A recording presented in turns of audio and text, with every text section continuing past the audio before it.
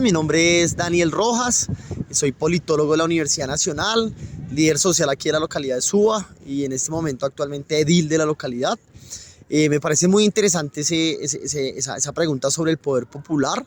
Creo que ahí hay un marco conceptual que a mí me interesa mucho que tiene que ver sobre la diferencia entre potencia y poder. Y creo que ese marco conceptual nos puede un poco evidenciar lo que ha sido la historia del poder popular.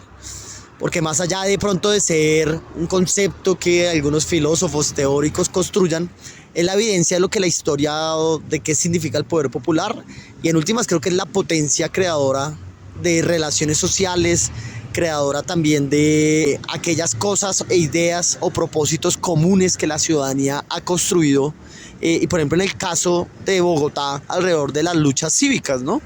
Y es como alrededor de esa falencia o de la constitución de la ciudad, que de una u otra manera ha sido una constitución de una ciudad que ha sido segregadora, es decir, por ejemplo en la localidad de Suba hay zonas donde existen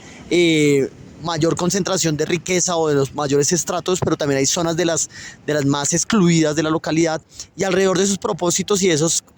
propósitos comunes, llamémoslos así, se ha construido eso que se denomina poder popular, que en última yo lo entiendo como la potencia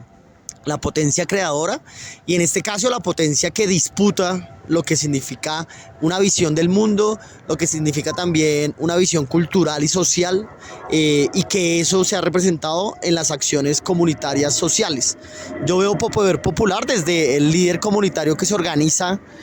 para poder resolver los problemas puntuales de un punto de basura, o poder mirar cómo resuelve los problemas de su barrio, desde acciones más de pronto a nivel local o de mayor impacto, como es por ejemplo la lucha por la universidad pública para Suba. Es decir, es esa potencia creadora de la sociedad que intenta de una u otra manera disputar una ciudad que ha sido construida alrededor de la segregación, y que efectivamente parte de la comunidad lo que quiere es que sea distinta. Por un lado, efectivamente la Constitución del 91 da un viraje a reconocer que la participación ciudadana y la incidencia del ciudadano es importante. Es decir, ahí hay una discusión en donde la democracia no solamente es el acto representativo de las elecciones, sino también es el acto constante en donde la ciudadanía, a través de distintos espacios, instancias, posibilidades de tener peso alrededor de las decisiones públicas, pues la Constitución del 91 lo abrió, que es muy paradójico porque en ese momento la Constitución del 91, uno de los principales argumentos políticos y en el contexto de violencia que se da alrededor de la desmovilización y el acuerdo de paz del M-19 y lo que fue la constituyente, era poder hacer la apertura del régimen político, es decir, que existiera una apertura hacia otras expresiones políticas y sociales. Ahí se dio una apertura en términos poblacionales, en términos de sectores políticos, y se comenzó a trazar una hoja de ruta de cómo las decisiones públicas también tendrían esa apertura. Entonces lo primero que yo diría es, el resultado de esa apertura democrática del 91 hace parte del resultado de la movilización de la gente, es decir, fue el resultado de... Y yo creo que han pasado dos cosas. Por un lado, sí han existido espacios donde se ha avanzado en términos de la participación, no profundamente, y hoy en día encontramos que las entidades públicas, las políticas públicas y demás, siempre dentro de sus marcos de decisión plantean escenarios de participación. Lo que es complejo, que es la segunda mirada un poco ahí, es qué instrumentalización se ha dado a eso. Y si es una instrumentalización hacia alrededor de las causas de la gente, es decir, si participar realmente resuelve los problemas, que como lo vemos pues en su mayoría no es así, o si más bien ha sido que esa potencia popular ha estado encauzada a las agendas de quien está en el gobierno o a las agendas del Estado, y la participación pues se reduce y termina ahí. Siento que hay que seguir avanzando porque la naturaleza de la Constitución del 91 es poder hacer un Estado social de derecho que tenga una participación amplia, y que realmente hoy los instrumentos de participación son muy cortos. Lo vemos en un ejemplo claro. Para la construcción del plan de desarrollo local, por ejemplo, que es el recurso que invierte la alcaldía local para la ciudadanía, los espacios de participación que existen no son espacios que sean sí o sí de obligatorio cumplimiento lo que diga la gente, sino son consultivos.